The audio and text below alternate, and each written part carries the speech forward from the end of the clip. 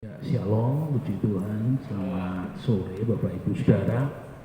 Kita masih bahasan kita, temanya masih di Kisah Rasul 1 ayat yang ke-8. Ya, Kisah Rasul 1 ayat yang ke-8, kamu akan menerima kuasa kalau Roh Kudus turun ke atas kamu, dan kamu akan menjadi saksiku di Yudea, di Yerusalem, Yudea, Samaria, dan sampai ke ujung bumi. Kalau memperhatikan ayat ini dalam pelajaran misiologi, ya, itu disingkat dengan P0, P1, P2, P3, ya. PKS nggak ada, yang ada apalagi PAN nggak ada, P0, P1, P2, P3. Maksudnya bahwa di dalam penginjilan itu ketika P0 itu masih satu keluarga gitu ya, lalu yang P1 itu tetangga sekitar, masih dalam lingkungan tempat sekitar tapi bukan keluarga.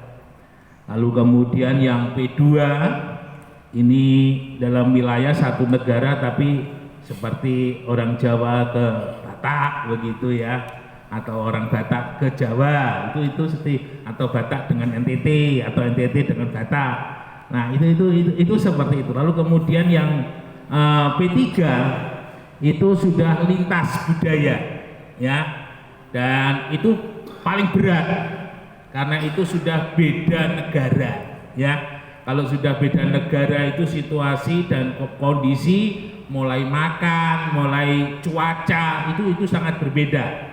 Dan seringkali ada istilah kalau penginjilan itu sudah sampai di luar negara itu ada istilahnya culture shock, kejutan budaya, ya. Nah, artinya bahwa tingkatan P0, P1, P2, P3 itu kalau boleh saya jabarkan itu kesulitan di dalam penginjilan, tingkatan kesulitan dalam penginjilan. Nah, dari Kisah Rasul tadi dikatakan bahwa ketika kita sudah dipenuhi oleh Roh Kudus, maka kita akan menjadi saksinya Tuhan, ya, di Yerusalem, Yudea, Samaria, sampai ke ujung bumi. Nah, sekarang kita mau coba lihat dulu di dalam Yeremia 29 ayat yang ke-7. Yeremia 29 ayat yang ke-7, usahakanlah kesejahteraan kota kemana kamu aku buang, dan berdoalah untuk kota itu kepada Tuhan, sebab kesejahteraannya adalah kesejahteraan. Nah, ini misinya orang percaya itu di sini, ya, berkaitan dengan pergilah beritakan Injil, itu misinya orang percaya di sini, menjadi berkat. Nah, Bapak Ibu Saudara sekalian yang dikasihi oleh Tuhan, ketika Roh Kudus itu menguasai di dalam kehidupan daripada orang percaya, maka kehidupan orang percaya itu mau tidak mau dia akan menjadi beda dengan orang yang tidak percaya.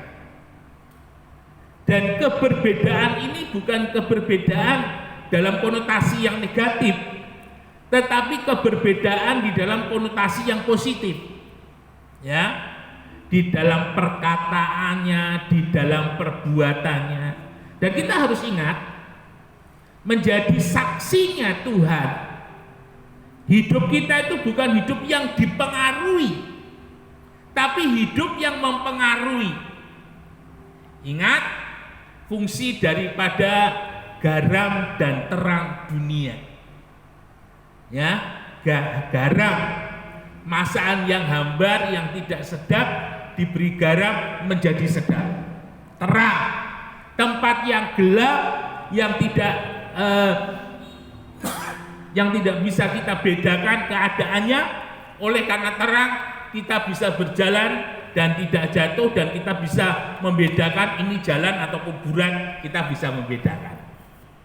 Nah, Bapak Ibu Saudara sekalian yang dikasihi oleh Tuhan, Roh Kudus ini harus kita sadari ketika ada dalam kehidupan kita ini adalah orang yang spesial, ya. Dan belajar daripada firman Allah, justru Tuhan seringkali izinkan di dalam kehidupan kita dalam situasi dan kondisi tanda kutip sendiri, ya. Sendiri di sini bukan berarti kita di planet lain, tetapi sendiri di sini lebih berarti keberadaan kita tidak ada yang menjadi harapan, tidak ada yang menjadi penolong, tidak ada yang menjadi pelindung. Satu-satunya yang menjadi pelindung, pengharapan, penolong di dalam kehidupan kita hanya Tuhan. Nah, ini menarik sekali. Bagaimana ketika kita secara manusiawi tanda kutip itu sendiri, tetapi ada Roh Allah, ada Roh Kudus. Satu kalau boleh saya bilang falsafah ya, daripada Papi Andri Manikoming ya, Gembala GPPS Bitung. Beliau katakan di dalam WA-nya itu, ada Yesus, punya Yesus itu sudah cukup bagiku. Nah, ini menarik sekali. Bagaimana di dalam kehidupan kita ketika kita menghadapi situasi dan kondisi, kalau boleh saya katakan, di tempat di mana Tuhan izinkan terjadi secara luas. Ya, secara luas itu berbicara mengenai situasi dan kondisi yang ada dalam hidup kita. Bagaimana dalam kehidupan kita tetap eksis, hidup kita tetap menjadi berkat, hidup kita tetap mempengaruhi, bukan dipengaruhi. Karena kadang ketika ada masalah, ada persoalan, ada hal-hal yang ya di luar batas kemampuan kita, seringkali dunia yang mempengaruhi dalam hidup kita. Hiburannya dunia yang mempengaruhi kehidupan kita. Kebiasaan dunia yang mempengaruhi hidup kita, kebudayaannya dunia yang mempengaruhi kehidupan kita. Nah, ini jangan sampai terjadi. Karena kita sadar bahwa setiap kehidupan kita seperti kemarin sama-sama kita telah belajar, Roh Allah yang ada di dalamku ini lebih besar dari segala macam roh-roh yang ada di dunia ini. Ya, roh-roh lain yang ada di dunia ini.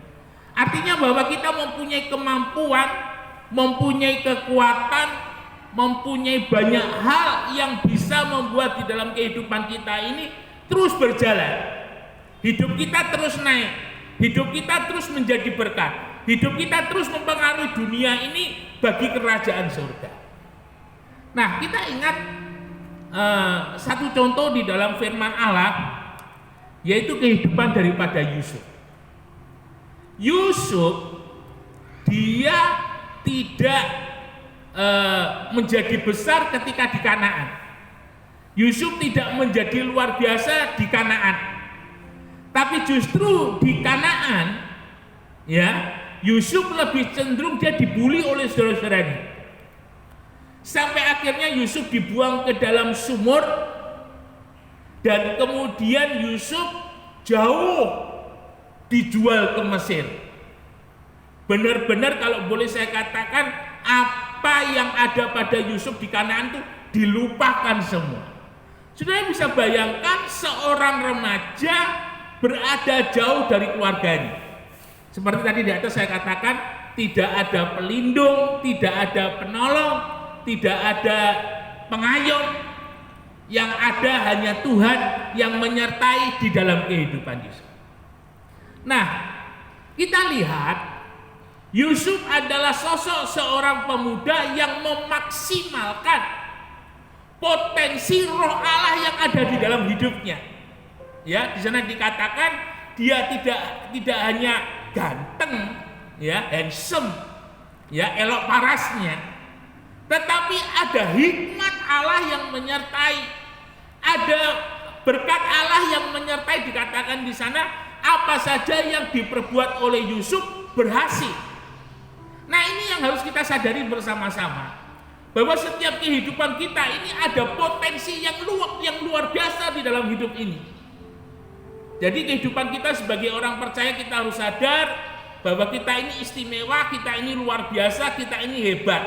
Nggak peduli kita ini anaknya siapa, nggak peduli hari itu posisi kita seperti apa, keadaan kita seperti apa. Tapi yang saudara perlu tahu bahwa saya hebat, saya luar biasa, ada Tuhan, ada Roh Kudus di dalam kehidupan kita. Nah, ini potensi ini yang harus kita kembangkan, potensi ini yang harus benar-benar kita yakini di dalam setiap kerja kita, di dalam setiap yang kita usahakan, dalam setiap yang kita lakukan. Saudara yang dikasihi oleh Tuhan, kalau Tuhan bekerja di dalam kehidupan kita, kerjanya Tuhan itu selalu melebihi batas kemampuan.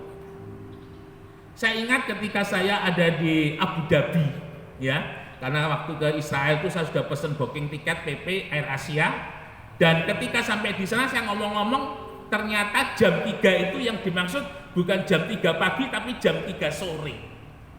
Ya, sangu sudah pas-pasan, ATM pun juga enggak mau di sana.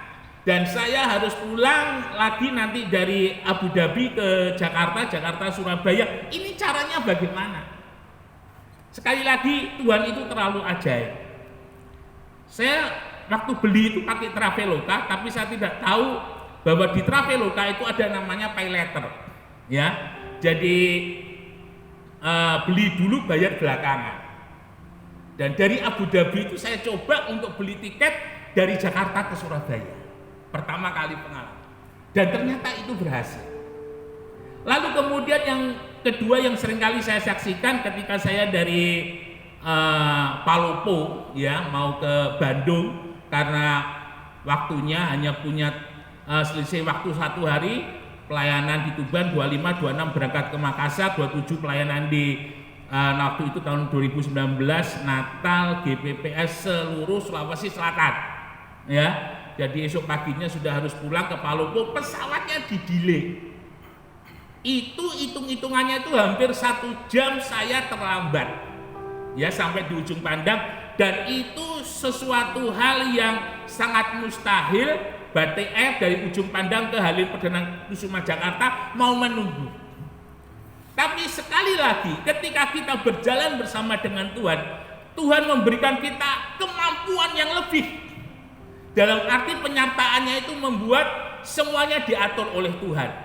Pesawat sudah mau berangkat, mesin sudah dipanasi, nunggu saya, langsung pintu ditutup, saya duduk langsung berangkat. Ya. Nah, ini harus menjadi keyakinan di dalam kehidupan kita. Hari-hari yang terjadi mungkin kita sedang mengalami seperti Yusuf.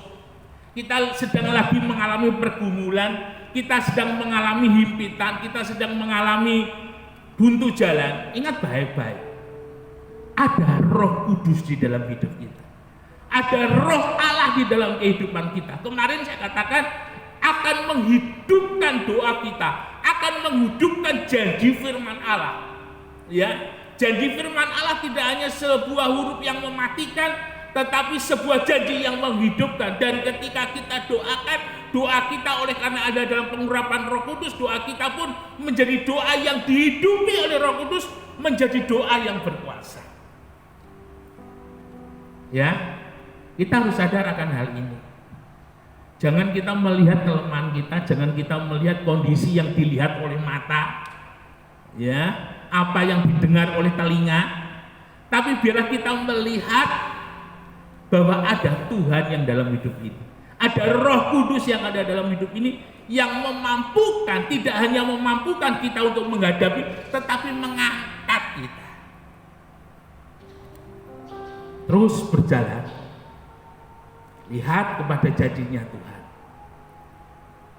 Ishak ketika di Gerar, seringkali saya kutip, situasinya kering, situasinya tandus. Tetapi ketika Tuhan berkata, kamu tinggal aja di Gerar, aku akan memberkati kamu.